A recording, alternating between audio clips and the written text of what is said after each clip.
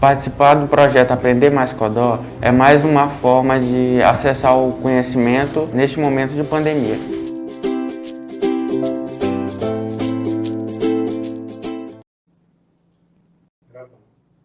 Olá, alunos do projeto Aprender Mais Codó, sejam bem-vindos a mais uma aula. Para quem não me conhece ainda, eu sou a professora Temes, professora de língua portuguesa, graduada em letras, especialista em língua portuguesa e literatura brasileira e também em educação de jovens, adultos e idosos. Sejam bem-vindos a essa aula, após um período aí de descanso que nós tivemos, do recesso escolar. Então, estamos retornando às nossas atividades. Espero que vocês estejam motivados para aprender, buscar pelo conhecimento.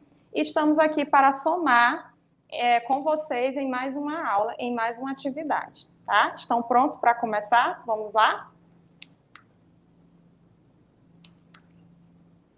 Para iniciar, coloquei aqui uma citação para a gente refletir um pouco, do Nelson Mandela, que diz que a educação é a arma mais poderosa que você pode usar para mudar o mundo. Então, através da educação, através do ensino, é que nós conseguimos alcançar voos mais altos, Então, eu conto com vocês aí nessa parceria, tentando auxiliá-los nessa trajetória que vai até novembro, onde nós vamos terminar com a prova do SAEB, esperamos alcançar bons resultados e, para isso, contamos com a participação, com a motivação de vocês, ok? Na nossa aula de hoje, nós vamos trabalhar com os procedimentos de leitura, certo? E o que são esses procedimentos de leitura? Nós vamos abordar na aula de hoje os descritores. E quais são esses descritores que nós iremos trabalhar especificamente na aula de hoje? O descritor de número 1, cujo objetivo é localizar informações explícitas em um texto.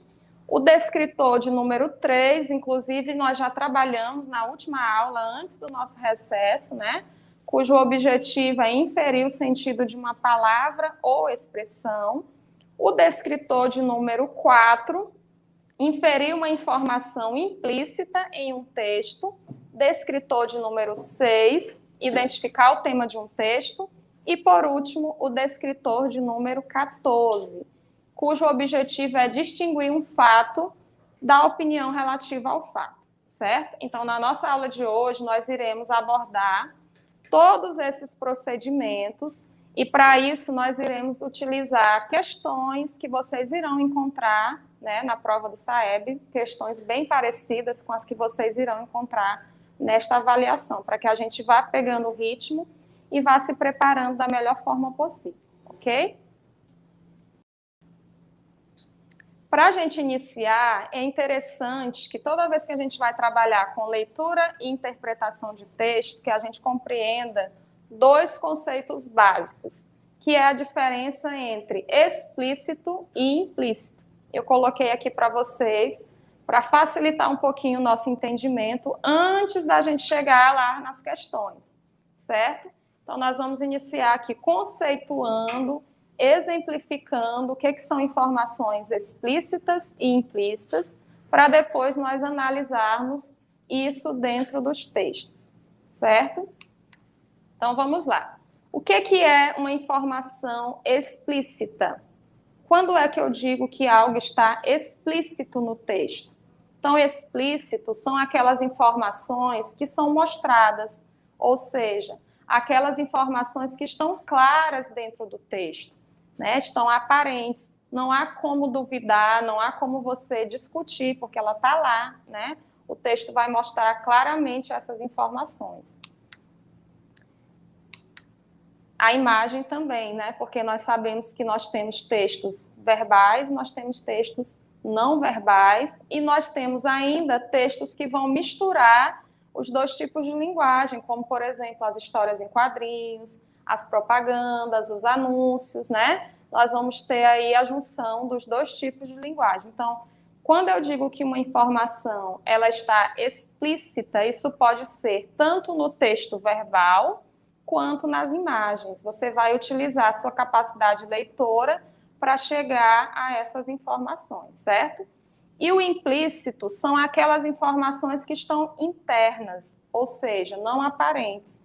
O texto não vai mostrar isso de maneira clara, mas você, enquanto leitor, né, com a sua habilidade desenvolvida, você vai conseguir chegar a essas informações. Então, implícito é aquilo que não está claramente expresso, porém está presente. Então, quando eu leio com um pouquinho de mais atenção, eu vou conseguir perceber essas informações implícitas, ok? E aí eu coloquei uma observação aqui para vocês, né? Que nós nunca vamos conseguir chegar às informações implícitas e explícitas fazendo apenas uma leitura. Então, é importante ler e reler o texto, né? Várias vezes, para que a gente consiga chegar às respostas, chegar à interpretação correta. Então, nós precisamos analisar o texto, ler novamente, até compreender o que está dentro do texto ou nas entrelinhas, né? Então, nem tudo vai estar claro, e para que eu chegue a essas informações que não estão claras, eu preciso fazer uma leitura mais detalhada, com bastante tempo, repetir se for preciso, né? Para que você consiga identificar as informações implícitas. Vamos agora aqui para os exemplos, tá? Para ficar melhor da gente entender essa diferença de conceito do implícito para o explícito. Coloquei a seguinte frase para a gente analisar. Patrícia parou de tomar refrigerante, tá? Vamos analisar essa frase. Aí eu pergunto a vocês, o que está claro nessa frase? O que está explícito nesta frase? Vamos pensar comigo. E o que está implícito nesta frase? Como é que eu vou chegar a essa resposta? Então, como eu falei anteriormente, explícito é aquilo que o próprio texto mostra. O que o texto está mostrando aí para a gente? Que a Patrícia parou de tomar refrigerante. Esse é um fato que eu não posso discutir, está dito, né? Está claro. Então, essa é uma informação explícita.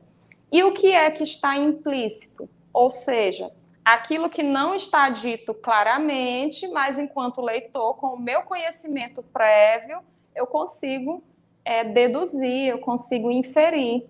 Que informação seria essa? Se eu estou dizendo que Patrícia parou de tomar refrigerante, significa que ela tomava refrigerante, né? Então, o texto ele não diz Patrícia tomava refrigerante e parou de tomar, não. Ele diz Patrícia parou de tomar refrigerante. Se ela parou, significa que ela tomava, né, anteriormente. Então, essa informação de que ela tomava refrigerante é uma informação implícita. Continuando a exemplificação, certo? Felizmente, Patrícia parou de tomar refrigerante. Observem aí que nesse exemplo eu acrescentei o advérbio, né? Felizmente. E aqui nessa frase nós também vamos analisar quais são as informações explícitas nessa frase. Quais são as informações implícitas? O que está implícito nessa frase? Então vejam bem. Quando eu digo, felizmente, Patrícia parou de tomar refrigerante, eu tenho uma informação clara. Qual seria essa informação clara? A Patrícia parou de tomar refrigerante. É o fato, e é indiscutível, é o que está dito aí no texto. Qual é a informação implícita?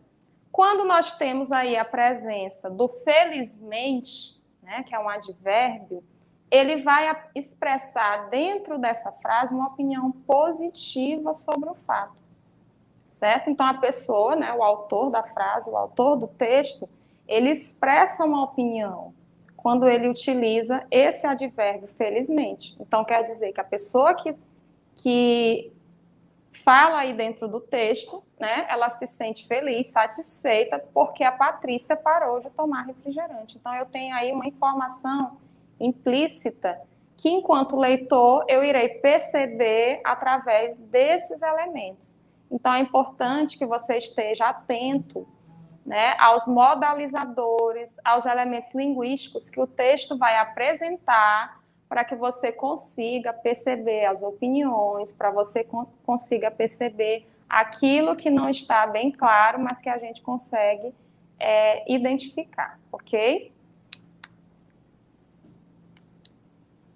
Aqui eu coloquei para vocês, né, como fazer inferências. Nós falamos na última aula, né, que inferir é deduzir, é reunir informações a partir daquele conhecimento que eu já tenho para chegar, né, às respostas corretas, às interpretações corretas dentro do texto. Então, como é que eu vou fazer essa inferência? Para eu fazer inferência, eu preciso das evidências, que são as pistas que o texto me dá, como eu acabei de mostrar ali para vocês, o exemplo da palavra felizmente é uma pista que o texto está dando. É um elemento verbal que você vai interpretar o significado dele, a partir do contexto, né?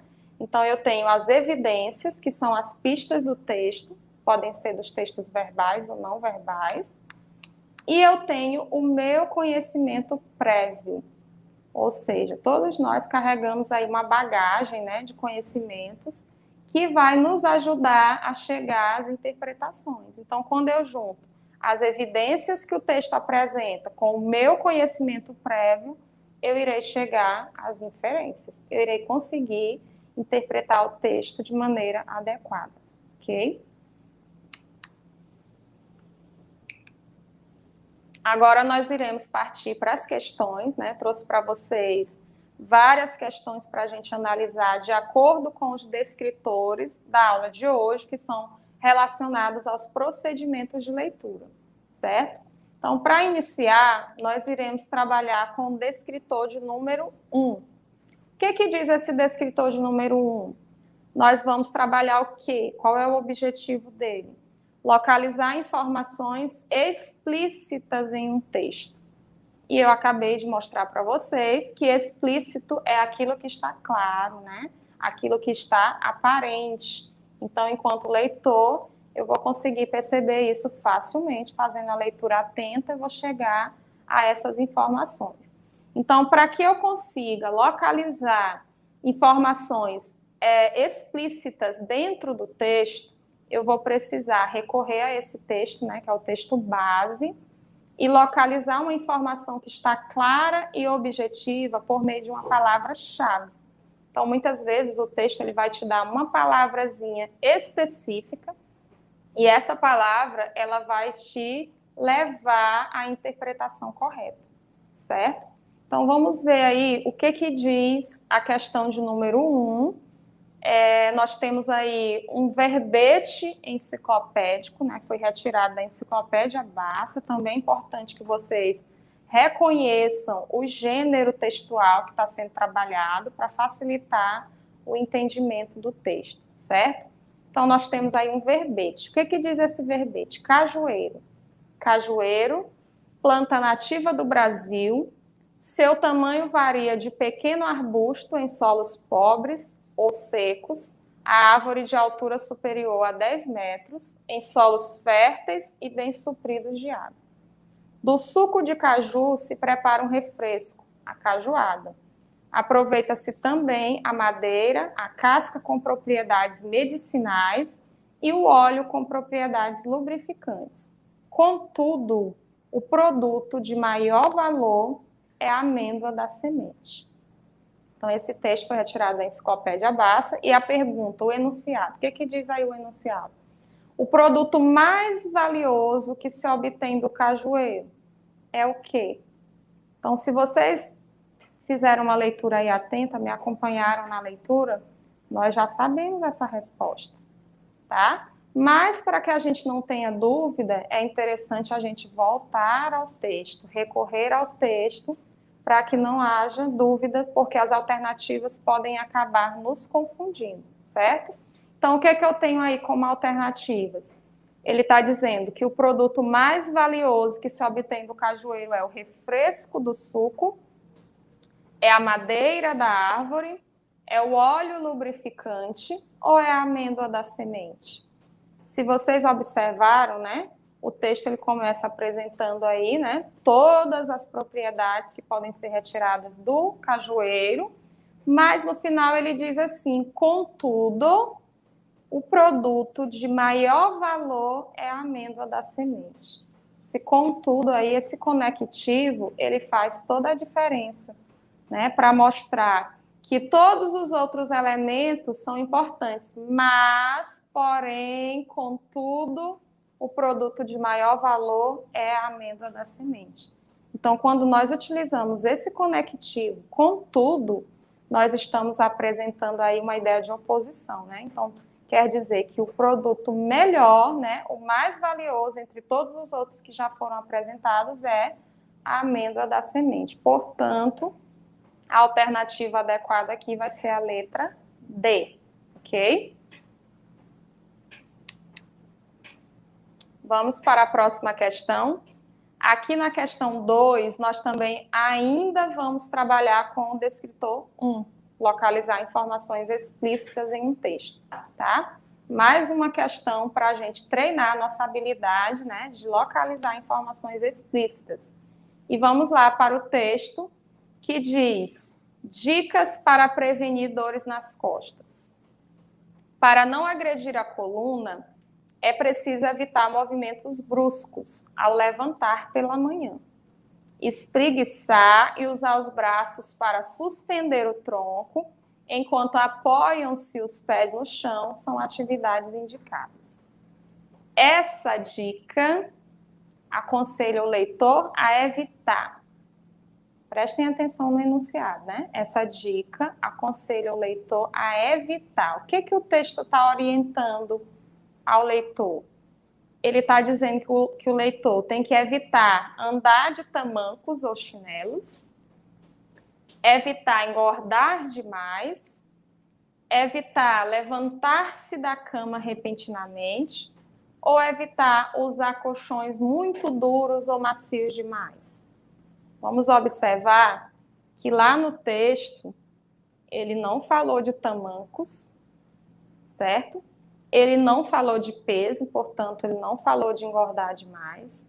E ele não falou de colchões, tá? Então, essa informação, ela tá clara, ela tá dita, né? Ela tá explícita no texto, se você observar bem. Então, para não agredir a coluna, é preciso evitar movimentos bruscos ao levantar pela manhã.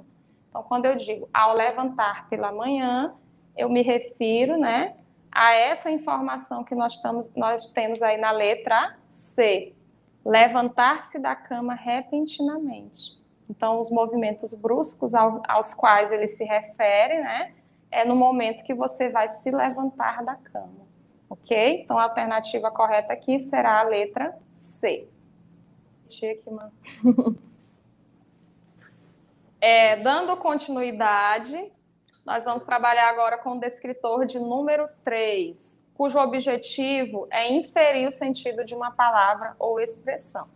Então, muitas vezes, quando a gente vai interpretar um texto, nós não temos conhecimento de todo o vocabulário que vai estar presente naquele texto. Então, nós vamos utilizar o nosso conhecimento prévio, nós vamos analisar o contexto, né, a situação em que aquela palavra foi utilizada, para que a gente consiga chegar ao significado. Tá? Nós não vamos conseguir memorizar o significado de todas as palavras, até porque na língua portuguesa as palavras variam de sentido conforme o contexto, não é isso? Então, nós precisamos interpretar onde que aquela palavra foi utilizada, né? Observar bem isso para chegar ao significado. Então, vamos observar aqui na questão de número 3. Temos novamente aí o texto e o título é: Onde estou mesmo? Cabeça no mundo da lua em plena sala de aula. Notas em queda livre. Falta de disposição para tudo e reclamações cada vez mais frequentes por bagunça, brigas e discussões em classe. Se esse quadro lhe parece familiar, seu filho pode estar dormindo menos do que deveria, ou na hora errada. Observem aí, né, que o texto está disponível aí em um site, e observem que pela linguagem do texto, ele é um texto voltado para os pais ou responsáveis, né? Tem um momento que ele diz ali, seu filho pode estar dormindo menos do que deveria ou na hora errada. Aí ele diz, nesse texto, a expressão cabeça no mundo da lua, certamente vocês já ouviram essa expressão no dia a dia, né? A gente utiliza bastante. Significa que o filho, ele dorme pouco à noite? Significa que ele é bagunceiro? Significa que ele está disperso ou que ele está fora da sala de aula? Tá? Ele fala do sono, observem que o texto ele fala do sono. Mas quando ele utiliza cabeça no mundo da lua em plena sala de aula, significa que alguém está disperso, né, com pensamento distante, não consegue se concentrar. Isso é uma consequência, né, da falta de sono. É o que o texto vai dizer. Mas isso não quer dizer que cabeça no mundo da lua é que o filho dorme pouco à noite. Não. Ele dorme pouco, a consequência disso é ficar disperso, ou seja, ficar com a cabeça no mundo da lua, certo? Então, a resposta correta vai ser a letra C. Ainda trabalhando o descritor 3, né, inferir o sentido de uma palavra ou expressão, trouxe agora para vocês uma tirinha, tá? Nesses exames, no SAEB, vocês vão encontrar textos assim, né, histórias em quadrinhos, tirinhas, cartoons, né? E aqui eu trouxe uma tirinha para a gente também analisar, também interpretar, também inferir o sentido de uma palavra, ok? E ele diz assim, o texto diz assim, quer um hambúrguer? Quero, completo, mas suspenda o pepino. Ele deveria ter dito por quanto tempo? Observem aí os dois personagens, né? O primeiro pergunta, quer um hambúrguer? Aí o H responde, né? Quero, completo, mas suspenda o pepino. E aí o Ed, né, que está lá conversando com o H, ele fica lá segurando o pepino. E aí ele diz, ele devia ter dito por quanto tempo. Então, prestem bem atenção que a falta de interpretação pode provocar uma bagunça, né, na comunicação, uma falta de entendimento na comunicação. Então, nós temos aí a pergunta, o enunciado. Qual das palavras sublinhadas apresenta o sentido empregado para a palavra suspenda no texto? Quando o H disse que era para suspender o pepino, a palavra suspender, né, se a gente for analisar, ela vai ter vários significados, como eu falei para vocês. Mas aqui dentro desse texto, o que significa suspender? O H, ele não queria o pepino. O H queria que ele colocasse o pepino, né? O H queria que ele ficasse segurando o pepino, né? Então, vamos ver o que dizem as alternativas. A palavra suspenda, né? Vai ser substituída por qual dessas alternativas? Temos aí a letra A. Quero completo, mas acrescente o pepino. Ele está dizendo aí que suspender é o mesmo que acrescentar. Letra B. Quero completo, mas substitua o pepino. Ele pediu para substituir, né, trocar por outra coisa. Letra C. Quero completo, mas retire o pepino. Seria retirar, né, no sentido de não é para colocar, né, não é para colocar o pepino. Ou seria na letra D, quero completo, mas levante o pepino. Então, nós temos aí 4 opções, né? Quando o H diz, eu quero completo, mas suspenda o pepino, ele quer dizer que não é para colocar. Ou seja, retire, né? Eu não quero esse elemento dentro do meu hambúrguer. Então, a opção mais adequada aqui vai ser a alternativa C, tá? Retire o pepino. Alternativa correta. Continuando agora, né, com outro descritor de número 4, inferir uma informação implícita em um texto. Tá? Essa leitura aqui ela exige um pouquinho mais de atenção, porque o texto é maior, né? E a informação que o texto vai querer da gente é uma informação que está implícita. Então, nós iremos utilizar, né, a nossa capacidade leitora para conseguir chegar a essa interpretação. Então, vamos lá. Leia o texto abaixo, o texto é além da imaginação. Tem gente passando fome, e não é a fome que você imagina entre uma refeição e outra. Tem gente sentindo frio, e não é o frio que você imagina entre o chuveiro e a toalha. Tem gente muito doente, e não é a doença que você imagina entre a receita e a aspirina. Tem gente sem esperança, e não é o desalento que você imagina entre o pesadelo e o despertar. Tem gente pelos cantos, e não são os cantos que você imagina entre o passeio e a casa. Tem gente sem dinheiro, e não é a falta que você imagina entre o presente e a mesada. Tem gente pedindo ajuda, e não é aquela que você imagina entre a escola e a novela. Tem gente que existe e parece imaginação. Muito interessante esse texto, né, do Ulisses Tavares, e vamos ver o que o enunciado vai pedir. No final desse texto, a expressão parece imaginação. Vamos voltar bem aqui ao texto. O texto terminou com o seguinte verso: tem gente que existe e parece imaginação. Tá? Então, o enunciado vai se referir a esse último verso aí do texto. Vamos lá. Então, quando ele diz que parece imaginação, sugere o quê? Que as pessoas muito necessitadas, elas incomodam a sociedade, que elas precisam de ajuda material, que elas provocam sentimento de culpa, que elas são socialmente invisíveis ou que elas sobrevivem aos problemas. Tá? Então, vamos observar o que o texto diz para a gente poder chegar à alternativa. Ó.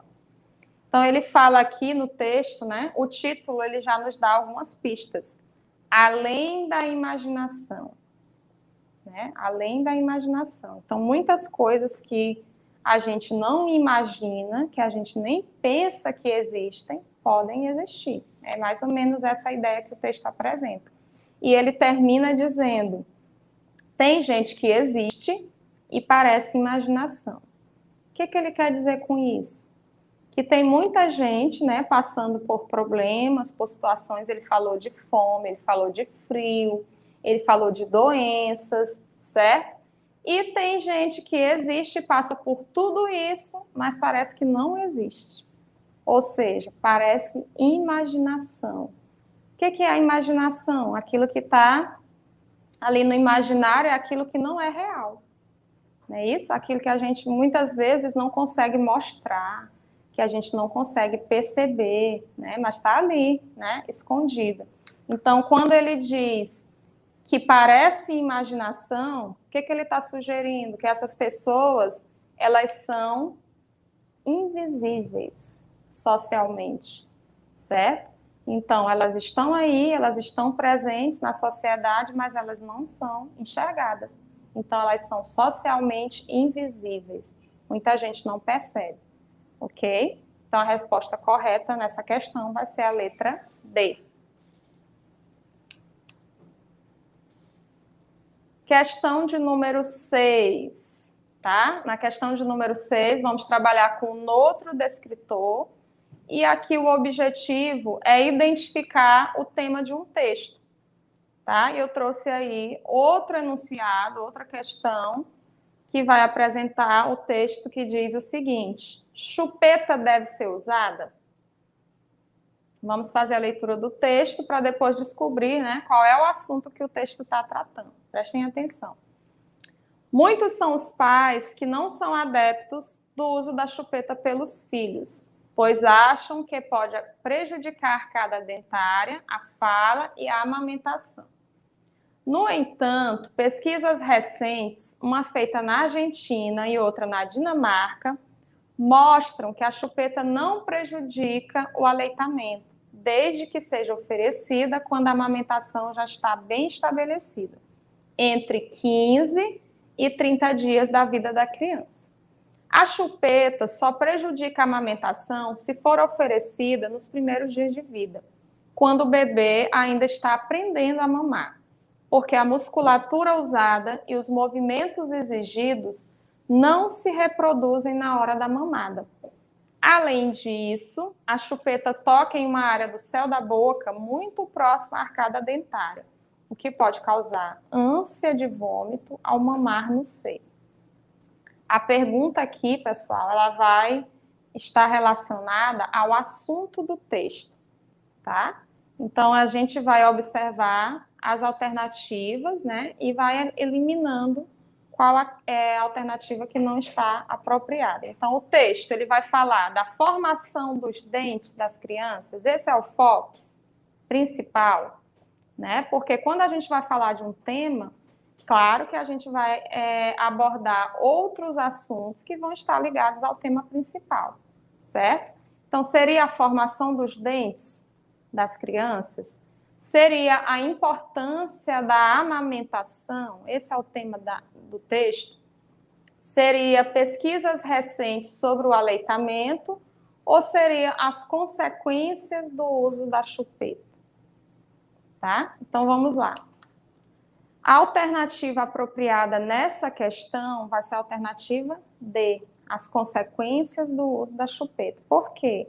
Porque ao longo do texto, né, ele começa falando, né, que a chupeta ela pode prejudicar a arcada dentária, ela pode prejudicar a fala, ela pode prejudicar a amamentação. Apesar, né, de dizer aí que já tem uma pesquisa mostrando que depois dos 15 dias, né, que a criança já aprendeu a mamar, ela vai provocar menos problemas. Então, o assunto aqui, o foco, não está sendo os dentes, não está sendo a amamentação e nem as pesquisas recentes, mas a consequência do uso da chupeta, né, para o indivíduo, para o bebê. Vamos agora para o descritor número 6, né? Mais uma questão relacionada ao descritor de número 6, também identificando o tema de um texto, certo? Questão de número 7. Então, nós temos aí, ó, desperdícios de órgãos. Cerca de 50% dos órgãos potencialmente aptos para doação são desperdiçados no Brasil todos os anos. Os dados da Associação Brasileira de Transplantes de Órgãos, ABTO, apontam que, entre os motivos desse desperdício estão a falta de notificação dos casos de morte encefálica, o despreparo das equipes que abordam as famílias de doadores e a infraestrutura hospitalar inadequada. Atualmente, a taxa de doações é de 6 pessoas para cada 1 milhão de habitantes. Até quando o nosso país ignorará as 70 mil pessoas que esperam por um transplante? Então, esse aqui é um trecho da revista Mundo Jovem, né, de abril de 2008. E a questão vai perguntar qual é o assunto tratado nesse texto. Qual está sendo o foco desse texto?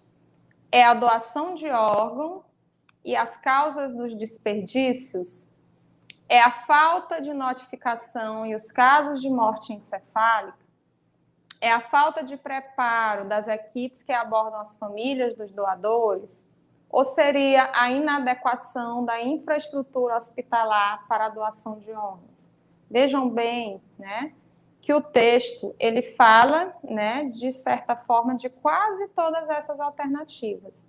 Ele cita isso, tá? Mas o tema principal que está sendo abordado é a questão da doação de órgão e seus desperdícios, né? Pelo título você já consegue perceber isso e fazendo a leitura você vai comprovar essa ideia, né? Observando o que o texto diz aí mais à frente.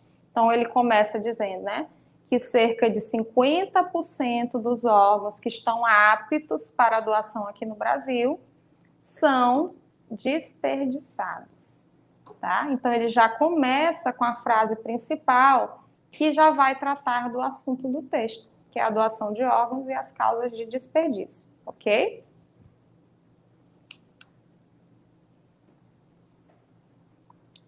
Para fechar a questão dos nossos descritores, né, nós vamos trabalhar aqui nas últimas questões com o descritor de número 14 e vamos tentar distinguir um fato da opinião relativa ao fato, certo? Para a gente poder distinguir um fato da opinião relativa ao fato, é interessante a gente saber o que significa fato, o que é fato e o que é opinião, tá? Então, quando você pensa em fato, qual seria o conceito que você dá para fato? E o que é, de fato, uma opinião? Tá? Então, quando a gente fala de fato, nós estamos falando de acontecimentos comprovados. Aquilo que não se pode discutir, né? É um fato. Eu tenho 34 anos. Isso é um fato. Não dá para discutir, certo? É uma informação real e é um acontecimento sobre o qual é inquestionável, certo? Agora, a opinião, se alguém diz assim, você não parece que tem essa idade, é uma opinião. Por que é uma opinião? Porque aquela pessoa está dando ali um juízo de valor, ela está dando ali, expressando o que ela pensa, o que ela acha a respeito de um determinado assunto, certo? Então, é importante a gente ter bem claro na nossa mente essa diferença de fato e opinião para a gente poder chegar a esse descritor 14, tá? E eu trouxe para vocês essa questão aí que diz, o texto que diz a saída para os jovens, tá? E aqui dentro desse texto, no final lá no enunciado, ele vai pedir para a gente identificar uma opinião. Onde é que está a opinião? E para a gente poder identificar a opinião, nós vamos mais uma vez observar a questão dos elementos linguísticos que o texto apresenta. Então, muitas vezes, mesmo que o texto ele não seja um texto de opinião, mas através de algumas palavras, o autor pode acabar expressando o seu ponto de vista. Tá? Então, a notícia, por exemplo, é um texto que é para ser imparcial. O jornalista ele não pode se envolver com o fato, ele vai noticiar o que aconteceu, né? Ele vai abordar o assunto, mas ele não vai opinar. Mas, de uma maneira indireta, utilizando determinadas palavras, ele acaba expressando alguns juízos de valor, algumas opiniões. Tá? Então, enquanto leitor, nós temos que estar atentos a esses elementos para a gente conseguir identificar, né, e distinguir um fato de uma opinião. Então, vamos lá? A saída para os jovens. Vamos ver o que o texto diz. O Brasil tem hoje um grande exército de jovens na faixa etária de 15 a 24 anos, aguardando uma possibilidade de apresentar ao mercado de trabalho o seu potencial. O maior drama deste exército juvenil é a ausência de vagas oferecidas àqueles que procuram o primeiro emprego. Além disso, parte das vagas oferecidas aos jovens são ocupadas por adultos, já que o desemprego também afeta gravemente os chefes de família, que, desesperados, aceitam qualquer coisa. Apesar de tudo, há saída para os jovens.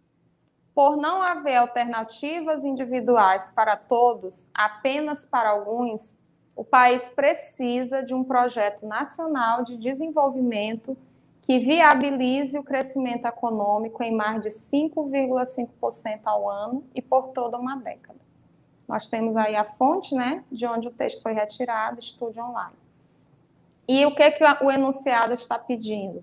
Qual é o trecho do texto que revela uma opinião? Vamos ver aí. Letra A.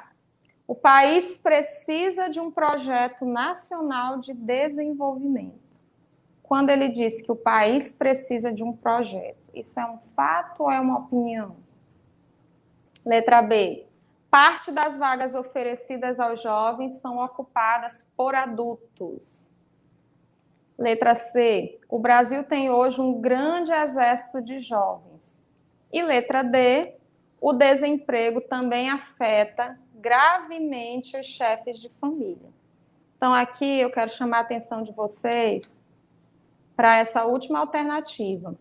Na última alternativa, nós temos a palavra gravemente.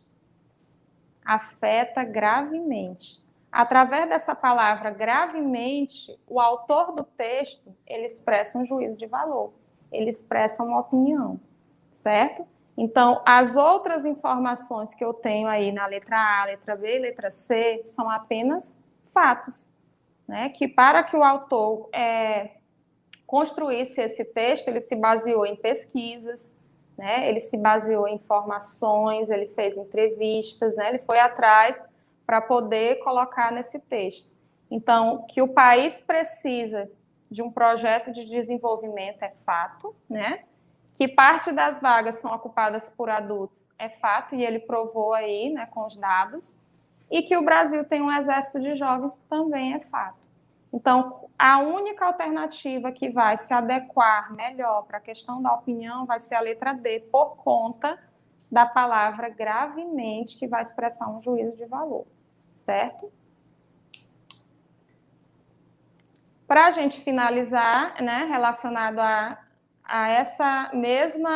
esse mesmo descritor, distinguir um fato da opinião relativa ao fato, nós temos aí a 9ª questão, certo?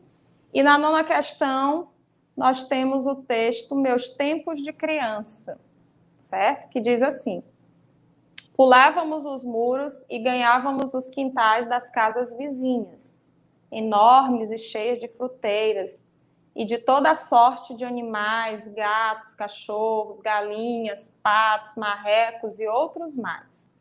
Chupando mangas, gostosas mangas, mangas espada, mangas rosas e manguitos, esses quase sempre os mais saborosos. Dividíamos os times e organizávamos as peladas de fundo de quintal, que exigiam grande malabarismo de nossa parte, com as frondosas árvores para driblar as grandes irregularidades no terreno para contornar. Usávamos bolas de meia, preparadas por nós mesmos, com papel de jornal compactado e colocado dentro de uma meia de mulher. Mas já começávamos a usar bolas de borrachas e as bolas de pito, que eram bolas de couro com pito para fora, e que tínhamos o cuidado de envergar para dentro para evitar arranhaduras. Muito bem. O que vai pedir o enunciado? Nos trechos, qual a expressão destacada vai expressar uma opinião? Então, ele pegou aqui do texto, né, vários trechos, e nós vamos descobrir em qual desses trechos nós temos uma opinião do autor, né, da pessoa que fala dentro do texto, né, narrador e personagem ao mesmo tempo, que deu para a gente perceber que ele está falando aí, né, é um texto de memórias, né, onde ele vai buscar aí, situações lá da sua infância, vai rememorar essas lembranças. Então, na letra A, a alternativa diz o seguinte: pulávamos os muros e ganhávamos os quintais das casas vizinhas. Isso aqui é uma opinião? Não, né? É um fato, porque é um acontecimento que ele fazia, né? É uma situação que estava presente na rotina dele na infância, né? Pulavam os muros e invadiam os quintais das vizinhas, né? É uma informação que está lá no texto como fato. Letra B, mangas rosa e manguitos, esses quase sempre os mais saborosos. Será que é essa a alternativa que vai expressar a opinião? Vamos ver as próximas. Letra C, dividíamos os times e organizávamos as peladas de fundo de quintal. E a letra D, usávamos bolas de meia preparadas por nós mesmos com papel de jornal. Qual seria a alternativa que está expressando uma opinião do autor, né, um juízo de valor sobre um fato? Nós temos aqui a letra B. Por que a letra B? Observem aí na letra B, ele diz assim, ó, mangas rosas e manguitos, esses quase sempre os mais saborosos, né? Então, quase sempre os mais saborosos, aqui o narrador e autor do texto, né, expressa o seu ponto de vista, né, o seu gosto, né, em relação às mangas, né? Então, aqui nós temos uma opinião bem clara, né, dentro do texto, ok? A alternativa dessa questão vai ser a alternativa B. Então, pessoal, estou encerrando, tá? Mais uma aula com vocês. Espero que tenha sido proveitosa, que vocês tenham aprendido, que eu tenha conseguido compartilhar um pouquinho do meu conhecimento com vocês, certo? E aguardo vocês nos nossos próximos encontros, tá bom? Fiquem com Deus, fiquem bem, estudem, né? Se esforcem. Estamos aqui para orientá-los. Um abraço.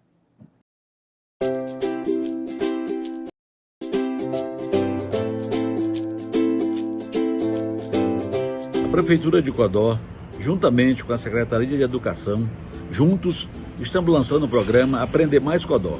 O que é esse programa? É um programa de aula de reforço aos sábados, através de lives, onde os alunos de Codó terão tirado as suas dúvidas e melhorado o seu perfil educacional.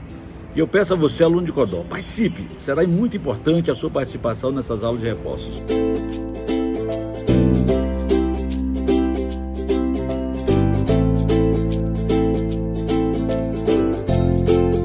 Buscando aperfeiçoar o processo ensino-aprendizagem em nossa cidade, a SEMECTI, através da sua diretoria de ensino, criou o projeto Aprender Mais Codó. Ele está voltado para os alunos de 5º ao 9º ano que estarão preparados para fazer a prova do SAEB ao final do ano.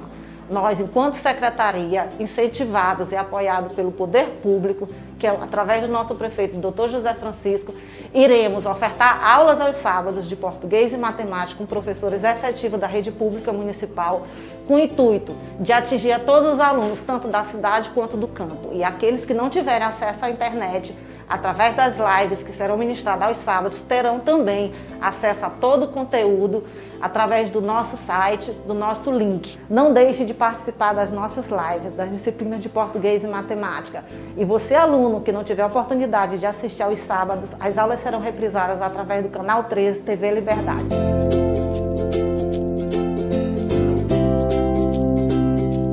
As aulas de reforço do projeto Aprender Mais Codó acontecerão todos os sábados, às 9 horas. E acontecerão através de 2 canais no YouTube. O canal Aprender Mais Codó 9º ano e o canal Aprender Mais Codó 5º ano. Então você, que é aluno do 5º ou 9º ano da Rede Pública Municipal de Codó, todo sábado tem um compromisso garantido com a Secretaria Municipal de Educação e com a sua escola, visto que sua participação e desempenho acarretará em pontuação em todas as disciplinas lá da sua escola, através do formulário de frequência que iremos disponibilizar todas as aulas no chat. Ah, e lembrando, toda a equipe da SEMECTI está empenhada em fazer com que o projeto aconteça da melhor forma possível.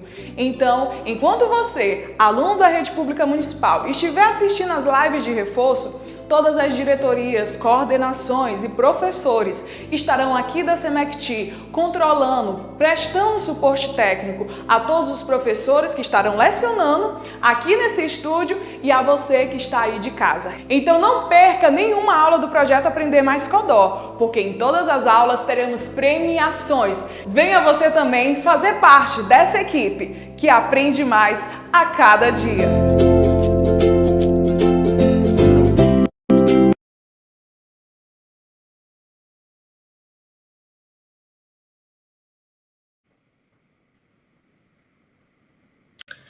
Caros alunos da Rede Municipal de Ensino de Codó, iniciaremos uma jornada complementar com os principais conteúdos de matemática que servirão de base para os principais processos seletivos do país, dentre estes, o SAEB ou Prova Brasil. Sejam todos bem-vindos ao projeto Aprender Mais Codó, um projeto da Secretaria Municipal de Educação. Sou a professora Yolanda Luz, uma das representantes da área de matemática na educação em Codó. Nós, professores, temos uma matriz de referência a ser seguida à medida que nós vamos ministrando as nossas aulas, que nós vamos também visualizando e acessando, né, outros documentos. De certo que a cada ano, geralmente nós visualizamos a aritmética, a álgebra, a geometria e a própria estatística. Dentro dessa matriz de referência, esses temas, eles vêm um pouquinho mais amplo, porque ele já envolve mais de um ano, né? Nesse caso, são os anos finais. Vocês vão fazer esta prova, né, referente às turmas de 9º ano. Neste caso, são anos finais. Então, do 6º ao 9º ano, especificamente, vai ser trabalhado com vocês esses descritores, né? Por exemplo, do descritor 1 ao descritor 11, o tema a ser trabalhado é espaço e forma. Do descritor 12 ao descritor 15, que é o tema 2, grandezas e medidas. O tema 3, com números e operações, álgebra e funções, é um pouquinho mais extenso, que é do descritor 16 ao 35. E fecha, né, com esse tema 4, que é o próprio tratamento da informação, que são 2 descritores, o 36 e o 37. Estes descritores, é importante que você, estudante, saiba, né, que é exatamente uma associação entre os conteúdos curriculares, né, que são os que são repassados pelos professores de vocês, à medida que vocês vão, né, avançando de ano, a cada aula, a cada planejamento, né, e as operações mentais que vocês podem desenvolver à medida que vocês forem visualizando, por exemplo, uma questão em uma prova, né, de SAEB ou uma prova Brasil, que é uma importante avaliação da educação básica, né, que é exatamente o cálculo do IDEB da nossa escola. Então, hoje foi elencado, né, alguns descritores. Dentre estes, nós vamos começar com o descritor 16, que é exatamente o tema 3, que é essa parte, né, de números e operações. Por exemplo, esse descritor 16 já sinaliza que você precisa saber identificar a localização de números inteiros na reta numérica. Então, a nossa dinâmica, ela vai ser com questões de provas anteriores, né? Para que você possa, de certa forma, e aí pode ser que numa questão seja contemplada mais de um descritor, ou especificamente aquele descritor. De certo, por exemplo, para você compreender uma reta numérica, claro que em sala de aula foi verificado que a única distinção entre os números inteiros e os números naturais é que enquanto um tem apenas os valores positivos, o outro, além dos positivos, tem também os negativos. De certo que o que caracteriza esse número inteiro é a presença, né, desses números negativos. Então, numa questão como essa, e aí é importante que você saiba ler esta questão, né? Então, numa questão de prova Brasil, primeiro vem o contexto, geralmente vem uma imagem que não pode ser ignorada, tem que ser associada a esse contexto, e, consequentemente, um comando, que é exatamente a pergunta, né? Então, e aí, a maioria das questões, elas são contextualizadas, e você precisa saber interpretar, que ler e localizar esses pontos principais, tá bom? Então, na reta numérica, da figura abaixo, o ponto E corresponde ao número inteiro menos 9. E o ponto F ao inteiro menos 7. Nessa reta, o ponto correspondente ao inteiro 0 estará. Então, aqui tem uma pequena pegadinha, porque ele coloca em ordem alfabética esses pontos. E aí você precisa relembrar alguns pontos dessa reta numérica, que é o que nós vamos fazer agora, né, com o software GeoGebra. As questões, ela, de certa forma, ela te, né, o gabarito, 2 deles afirma que é sobre o ponto M, sobre o ponto J, porém os outros 2 é entre o L e o M, ou entre o I e o J. Para isso, nós temos que fazer esta verificação. Então, vamos fazer essa análise no software, né, que é o GeoGebra. De certa forma, o que nós conseguimos perceber em um tipo de questão como essa. O primeiro passo, ele não te deu aleatoriamente, né? A partir do momento que foi garantido 2 pontos, e aí a gente lembra de uma das propriedades básicas de uma reta numérica, que dista sempre a mesma unidade. Então, se eu começar de 1 em 1, tem que ser toda essa reta de 1 em 1. E assim, se for de 2 em 2, tem que ser todos de 2 em 2 e assim sucessivamente. No nosso caso, é de 2 em 2. Se esses pontos, eles estão numa ordem alfabética, nós podemos aqui fazer a seguinte verificação, né? Por exemplo, o E e o F está definido, a gente já sabe que o 0 não faz parte, né, entre esses 2 pontos. Fazendo essa distribuição, nesse caso, localizando esses pontos, porque primeiro eles já estão identificados, né, a gente sabe que eles estão numa ordem alfabética. Segundo, nós vamos localizar este ponto, né? Nesse caso, após o menos 7, se eles estão de 2 em 2, o próximo é o menos 5, que é exatamente o G. Após o menos 5, se estão de 2 em 2, é exatamente o menos 3, né? Menos 5 mais 2, menos 3, que é o ponto H. Só que eu estou procurando o ponto 0. O ponto 0 está sobre algum ponto ou está entre um ponto e outro? Tá bom? Daqui, menos 3 mais 2, que é o próximo ponto, é o menos 1, que é exatamente o I. Só que aí, eu não localizei o 0. Eu estou atrás do ponto 0. E aí, menos 1 mais 2 vai ser exatamente o ponto 2. Então, a gente percebe que o ponto 0, ele não está sobre nenhum deles. Ele está entre o I e o J.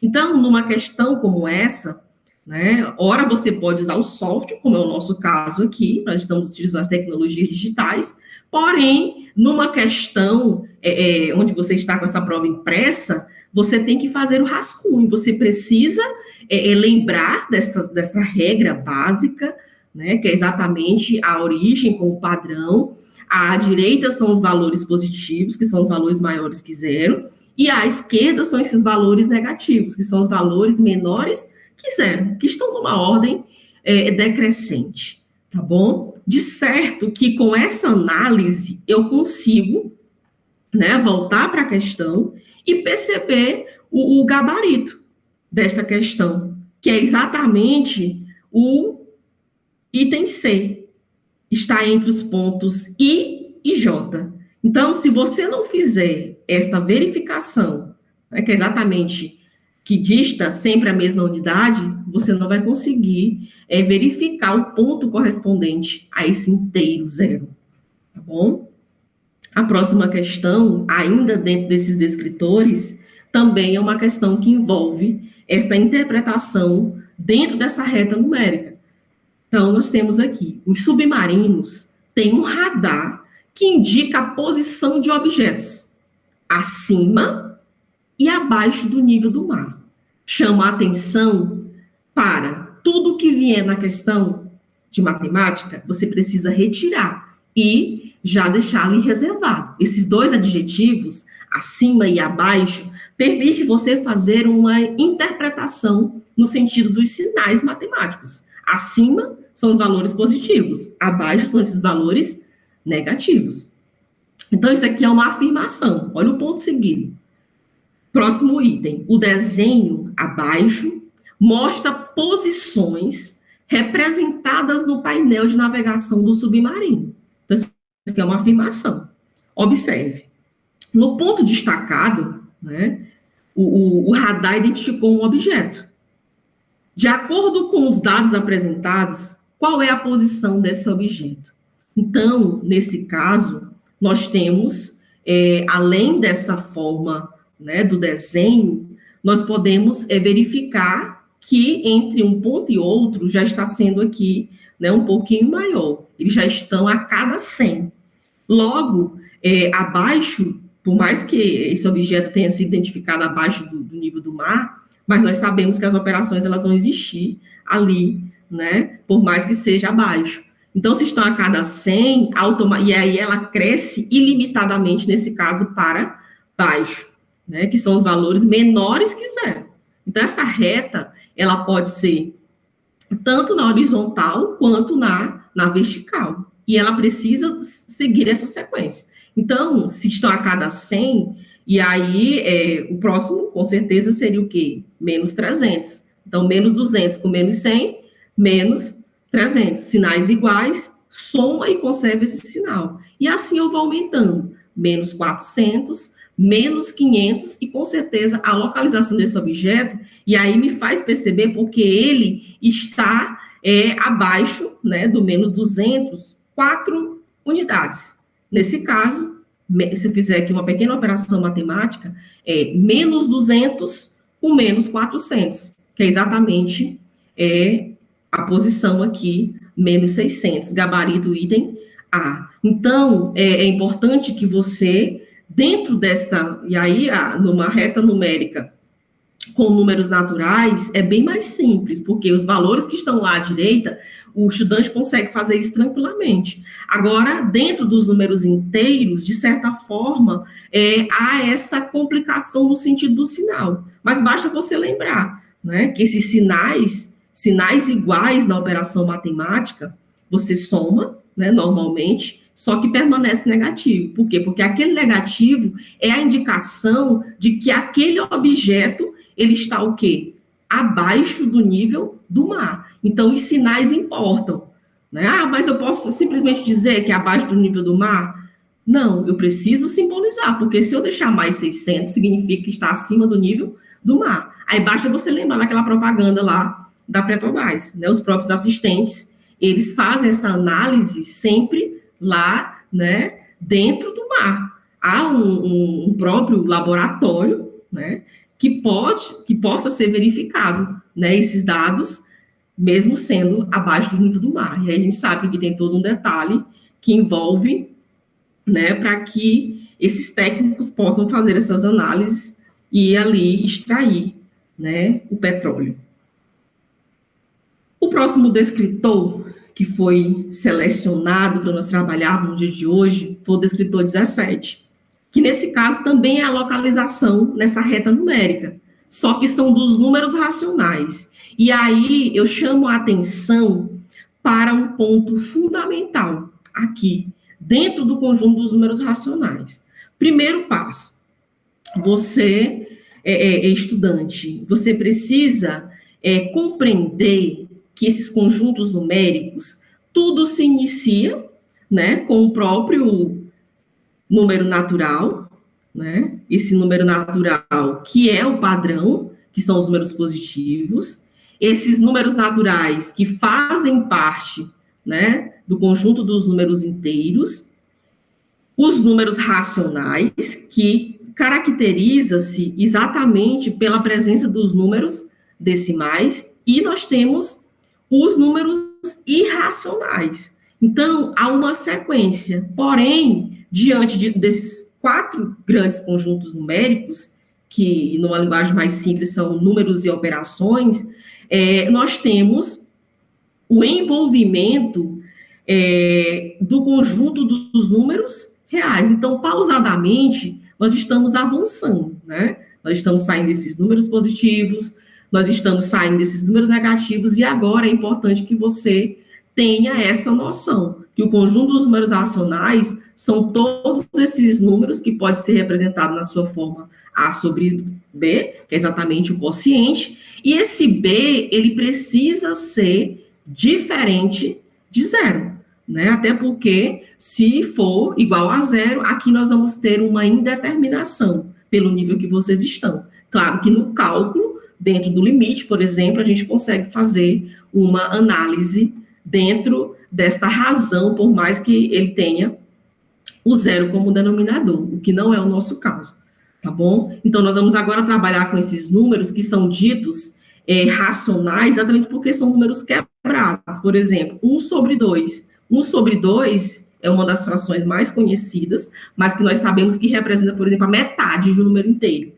1, por exemplo, 1 sobre 2. Se eu fizer essa divisão, eu vou obter exatamente o quê? O 0,5. Esse número, ele é dito quebrado. Basta você associar aos próprios ao próprio valor monetário, né? Existem as cédulas, existem as moedas. As moedas são exatamente esses números que são ditos quebrados. Ah, professora, mas a moeda de R$1, o 1 é o primeiro número inteiro? Sim, mas isso foi com o tempo, né, que o próprio Banco Central estipulou a moeda como sendo padrão de R$1, mas até um pouco tempo existia a cédula de R$1, né? Então, para padronizar, permanece essa cédula, essa moeda, né, de R$1, de certo que essas frações, né, tanto que, por exemplo, os próprios caixas eletrônicos, eles não disponibilizam essas moedas. Se você tiver moeda, você precisa juntar e trocar, né, no comércio mais próximo, ou considerar aí a moeda digital, né, onde você passa a considerar até mesmo, né, pequenos valores, tá bom? Então, é importante ter esse conhecimento, porque agora nós vamos trabalhar dentro desse descritor com esses números que são ditos quebrados, que são exatamente os números racionais, tá bom? Então, esse descritor, ele vem, né, para facilitar essa localização. Então, observemos aqui esse tipo de questão, que primeiro ele vem com um comando no formato de uma imagem, né, e aí traz aquela informação que a gente, de certa forma, estudante de 9º ano, ele, às vezes, já precisa saber, né, porque quando a gente começa a falar num importante número irracional, a gente não tem como não tocar no π, né, que é essa notação aqui, que é essa letra grega, que é exatamente o nome dado ao quociente entre as medidas da circunferência e do diâmetro de um mesmo círculo. O que é isso aqui? Basta você lembrar da fórmula para o cálculo do comprimento de uma circunferência, que é exatamente C igual a 2πr. Esse π, ele é, né, exatamente por esse quociente, tomado como padrão para a verificação, por exemplo, dessa borda, né, porque a circunferência é essa linha, né, é essa borda externa. O círculo, ele é interno. Então, o preenchimento dele já envolve também, né, esta fórmula.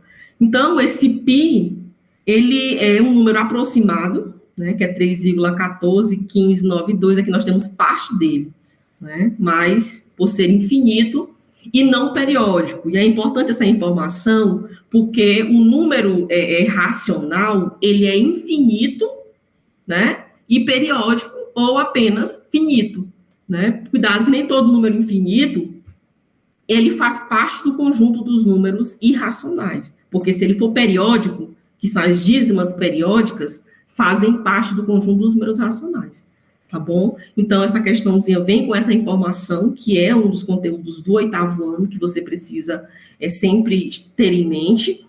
E aí vem assim, observe as setas, né, Z, Y, X e W, na reta numérica abaixo. E aí eu preciso que vocês guardem essa informaçãozinha aqui, ó, nunca pode esquecer, né, que na reta numérica dista sempre a mesma unidade. Então, aqui nós temos essa representação, tanto à direita, com os valores positivos, nós temos 3 dessas variáveis do lado, né, aqui, positivo, crescente. E nós temos uma só variável à esquerda, que são os valores menores que 0. Então, de certa forma, e aí a questão pede, né, com a seta, né, que aponta para a localização aproximada de π, e esse valor está aqui, ó, é 3,14. Você, de imediato, numa questão como essa, eliminaria o item D, né, porque o Z é menos 3, e esse valor aqui, ele, de π, é positivo, e aí você ia ficar entre o Y, o X e o W. O X você descartaria, porque o X, ele está entre 1 e 2, aqui, ó. Não esquecer que entre um número e outro, nós temos infinitos números. E nós temos o X e o W. E aí você vai ficar entre o item B e o item A e o item B. Por que você vai descartar o item A, que é exatamente esse W? Porque ele está totalmente em cima do 4. E aí o π, ele é aproximadamente 3,14. Então você não pode considerar ele como sendo esse número inteiro, como representação, como identificação nessa reta numérica. Você tem que considerar o 3, né, aproximadamente, mesmo que tenha aqui os décimos, os milésimos e os centésimos após a vírgula, tá bom? sempre, a não ser que você use a regra de aproximação, que aí é um caso específico, né, lá nas notações científicas, que são os números maiores que 5, que aí você pode anular e acrescentar um número anterior. Se nós fizermos isso aqui, por exemplo, aqui nós temos o 2, é menor que 5, anulo e não acrescento nada. Mas eu tenho o 5 e o 9. O 5 e o 9 são valores iguais ou maiores que 5. Mesmo que eu anule e acrescente 1 aqui, que é 1, acrescento 1, fica 2, ainda assim não vai ter como esse valor ir nem para 3,5. Né? Por isso que é mais fácil você trazer para 3, claro, né? Em algumas situações, por exemplo, em algumas agências aí financiadoras, elas sempre colocam para mais, que é para não haver essa perca. Mas, nesse caso, não tem como a gente colocar o Y, né, como sendo essa representação de π, porque é muito, tanto que, por exemplo, tem um matemático que detectou até a 50ª casa decimal, ou seja, não se pode dizer que esse π é exatamente 4, que é o próximo número inteiro após esse 3,14. Né? Então, em uma questão como essa, utilizando, e aí temos aqui a palavrinha também, aproximadamente, né? Então é o x, tá bom? Nós temos uma outra situação, né, prática, contextualizada. Arthur é arquiteto. Ele está verificando as medidas de um projeto.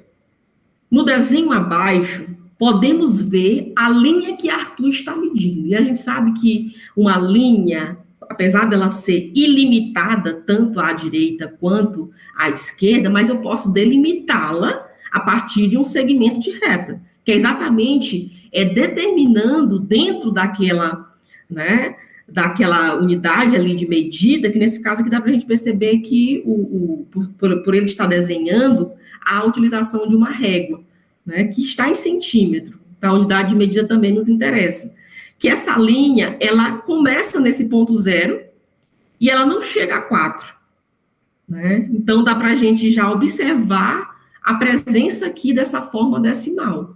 Porque se essa linha não chegou no 4, ela está entre o quê?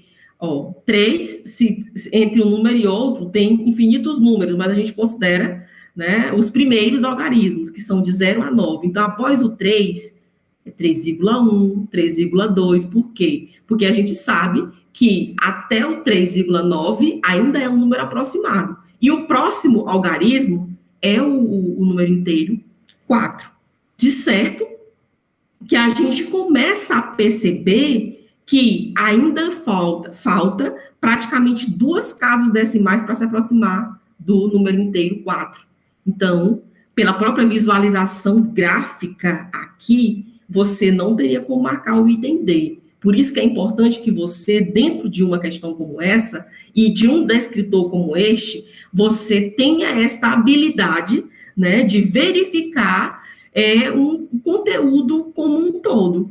Né? Você não pode pôr impulso, marcando logo 4, porque se você observar, tem um espaçamento aqui para chegar no número inteiro 4.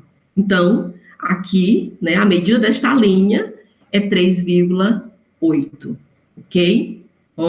Basta você conferir, ainda tem 2 tracinhos, que é exatamente aliás, tem mais um tracinho, que é o 3,9, e o próximo, que já é o próximo número inteiro, que é o algarismo 4, tá bom? Prosseguindo, o próximo descritor, que já requer de você, estudante, efetuar cálculos com estes números inteiros, envolvendo as operações. Então, primeiramente, nós tínhamos uma representação numérica com apenas a verificação desses sinais, positivos, negativos, né? E a própria forma do número decimal, que são esses números aí após a vírgula. Porém, nós sabemos que as operações matemáticas, as fundamentais são 4. Porém, no nível que vocês estão, que especificamente são dos estudantes de 9º ano, aqui no projeto, a gente consegue perceber que existem 2 outras operações importantíssimas, que é a potenciação e a radiciação, que nesse descritor só abrange a potenciação. De certo que a gente começa a perceber essa correlação. Eu não posso falar em adição sem falar em subtração, e vice-versa. Tanto que a subtração é o elemento simétrico dessa adição. Não posso falar numa divisão sem falar no inverso multiplicativo. E assim sucessivamente. A potenciação, que também tem as suas propriedades específicas. De certo que nós já vamos agora efetuar cálculos, tá? Com estes números inteiros. Então, não vai haver a presença de números ainda quebrados, mas vai haver a presença de números negativos aqui, envolvendo essas operações. Aí eu chamo a atenção para a potenciação, que é uma das maiores dificuldades. Então, observemos aqui a seguinte expressão nesse quadro, né? Nós temos aqui uma operação matemática, e aí, pela ordem de prioridade desta operação matemática, a gente começa a perceber que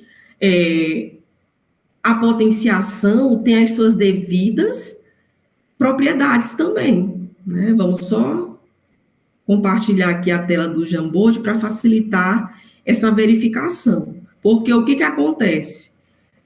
Alguns estudantes, eles preferem, né, desenvolver essa potenciação do que recordar as propriedades da potenciação, que nós sabemos que nós temos alguns padrões, né? Por exemplo, divisão, vamos começar com a multiplicação, né?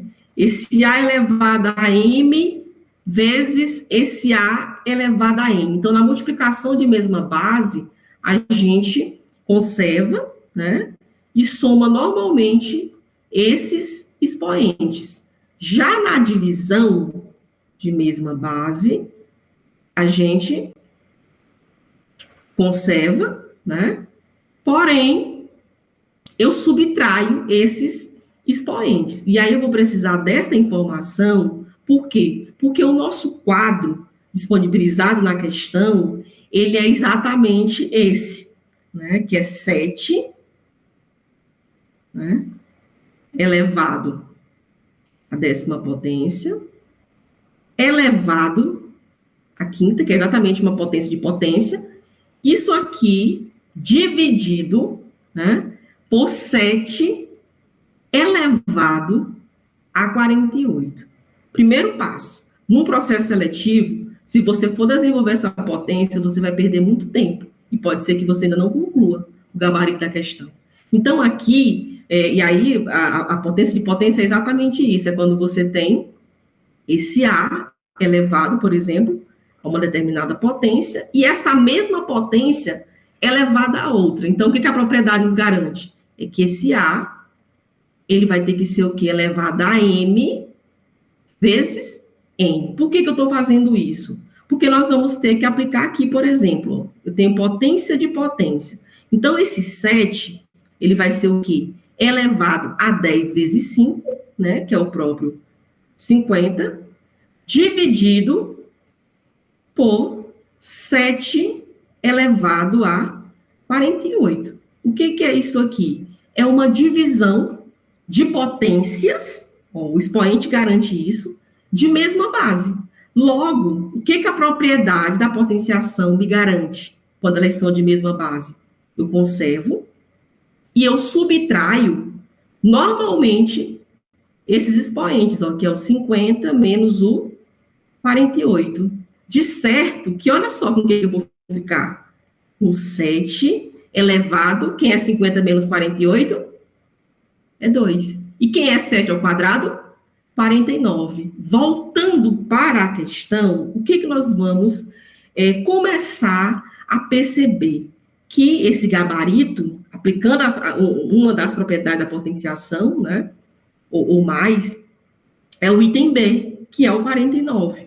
Tá bom? Então, é importante que você se habitue com esse tipo de cálculo, né, que é já aplicando as operações matemáticas, e aí não esquecendo também a ordem de prioridade, né, que é sempre da maior para a menor. Nesse caso, nós tínhamos a potenciação e a divisão. Então, primeiro nós desenvolvemos a potência, depois foi que nós fizemos a divisão, né, que também exigiu a aplicação dessa potenciação. Temos mais uma situação aqui, né? Na apresentação de seu projeto aos colegas de equipe, Flávio, ele vai mostrar como simplificar a expressão no quadro abaixo. Então, foi colocado algumas situações por ele, né? 3 ao quadrado vezes 5 ao quadrado, né? E aí dá para a gente perceber que pela caixinha de diálogo que ele coloca como uma afirmação que é 8 ao quadrado. Então, o que ele fez? Ele somou essas bases aqui, ó. Então, antes da gente, sempre que nós visualizarmos essas potências, antes de nós desenvolvermos as mesmas, nós temos que usar as propriedades da potenciação a nosso favor, né? E aí, ele coloca, né, essas situações aí para os colegas. Então, a Ana, ela diz que o desenvolvimento dessa potenciação é 15 ao quadrado. A Bia diz que é 3 elevado à quinta potência. O Ivo, 5 ao cubo. Então, quem é que vai nos garantir quem é que está pensando corretamente?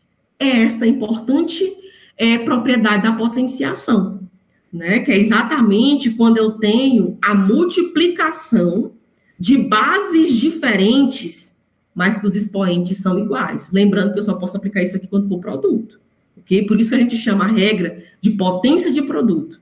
Então, como é que você resolve uma situação como essa aqui? Você pode multiplicar normalmente essas bases e elevar esse expoente que está se repetindo. Então, se a gente associar, a Bia, por exemplo, ela não fez isso. Ela não multiplicou essas bases. Ela pegou uma das bases e elevou a outra base. Então, a gente já descarta essa hipótese aqui, que é o item B. O Ivo, ele pega a outra base e, consequentemente, eleva à terceira potência. Também está errado. O próprio Flávio, né, que é o que está apresentando o projeto, ele está equivocado, porque ele soma essas bases, e não pode.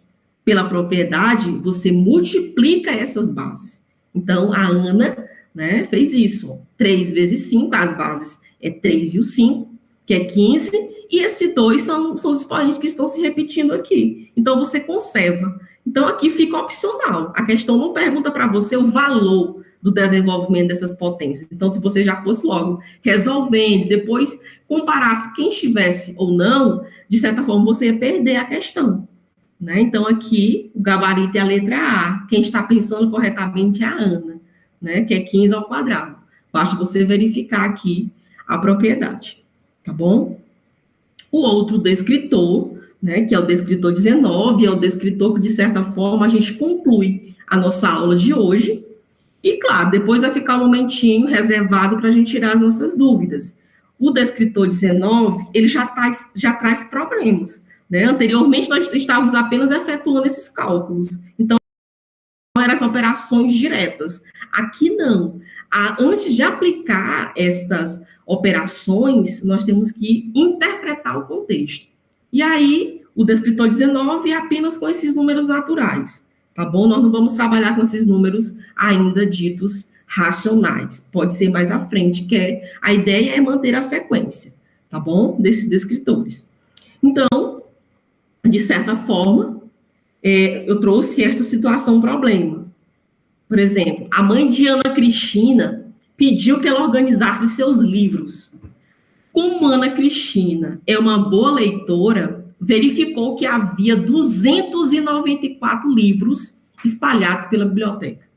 Ana Cristina quer organizá-los em uma estante de 7 prateleiras. Isso aqui, ó, olha os pontos, né, seguidos. Então, todas são afirmações. Se Ana Cristina dividir o total de livros pelo número de prateleiras, saberá quantos livros deverá colocar em cada prateleira. Ponto, né, parágrafo. Então, isso é uma afirmação. Não há o que se questionar, apesar de ter aqui um se condicional, né, mas a própria questão, ela disponibiliza. E aí vem um comando nesse descritor, né, neste item, nesta questão.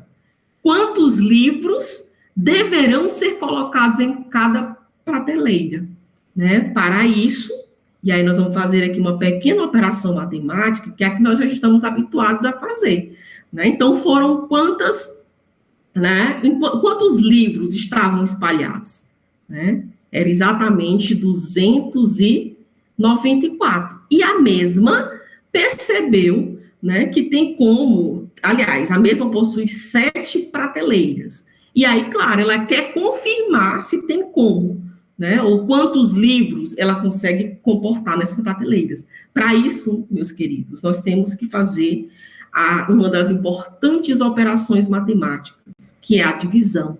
E aqui é exatamente o chamado dispositivo prático. Você tem que saber fazer, né? Seja com 1, que é exatamente a nossa tabuada, com 2 algarismos, com 3, de certo que essa divisão, ela precisa ser garantida. Para isso, a gente, né, nós percebemos que o 2, por exemplo, não pode ser organizado aqui sozinho, porque ele é menor que 7, então a gente sempre pega os 2 primeiros. O 29 por 7, qual é o número que, ao multiplicar por 7, está mais próximo desse 29? Nós sabemos que é o próprio 4. 4 vezes 7, 28, para 29, 1. E esse 4, eu permaneço com ele, ó, porque enquanto a divisão não atingir resto zero, eu não posso parar de efetuar essa divisão. Então, 14 por 7, 2. 2 vezes 7, 14, para 14, nada. Então, é exatamente o processo de divisor, né, dividendo, quociente e resto. Então, como atingir o resto zero, a Ana Cristina, ela vai precisar, né, ela vai poder organizar essas prateleiras com 42 livros em cada uma delas. Para você confirmar se está certo o seu gabarito, você pode fazer aqui o inverso multiplicativo, né? 42 vezes 7, para confirmar se está certo essa sua divisão, que é exatamente fazendo a multiplicação, já que a divisão é esse inverso multiplicativo. 7 vezes 2, 14 vai 1, 4 vezes 7, 28, com 1 que foi, né, 29. Então, confere, né? Logo, esse 42 é exatamente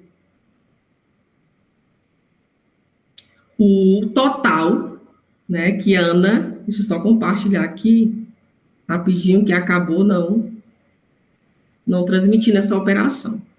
Então, fica exatamente assim, né, esse total para a situação problema, desenvolvendo, né, esses 294, eu divido por 7, que aí eu obtenho, pelo dispositivo prático, exatamente 42 livros, né, em cada uma dessas 7 prateleiras, tá bom?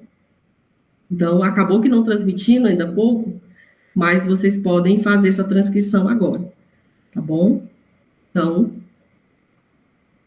se você observar, essa divisãozinha aqui bem simples, tá? De certo que é importante que você não inverta, né? Porque o que você está querendo organizar é o total de livros nessas prateleiras. Então, se você inverter essa fração, você já vai obter aqui um número que não vai ser natural, né? E automaticamente poderá cair aí no equívoco, tá bom? A nossa próxima, né? Voltando aqui para as questões, a próxima questão é bem semelhante, só que nesse caso envolve, né, uma chácara vende a sua produção de uvas em caixas de 9 quilos cada uma. Olha só. Tá a imagem aqui direitinho, né, contextualizada. Sabemos que a produção da chácara foi de 5.913 quilogramas.